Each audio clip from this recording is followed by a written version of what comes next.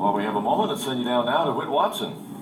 Well, Brian, thank you. Brad's agent is Mark Iacono, who was with us at the interview set, and we wanted to talk a little bit about the business side of what Q School can mean for the 25 or more who get their cards. We talk a lot about the golf side of it, but immediately, what's the immediate financial impact for a player that gets through Q School, Mark?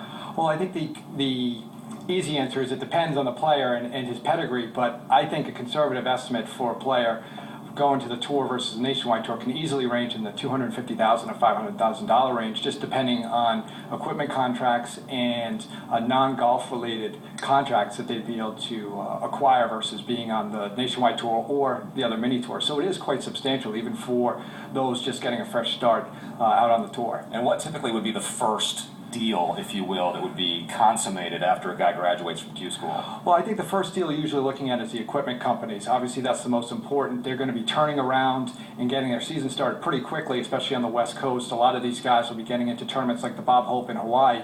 So they really need to button those down because that's the tools of the trade, so to speak. So that's going to be the most important. And then the non-golf contracts, they can kind of develop throughout the year. You look at someone like Keegan Bradley last year as a good example. He signed a deal with Putnam as the year progressed. So those can turn up much further down the road. Mark, a former Golf Channel employee and now back in the business as an agent. Thanks for giving us that perspective. We appreciate it. Oh, no problem. Thank you very much.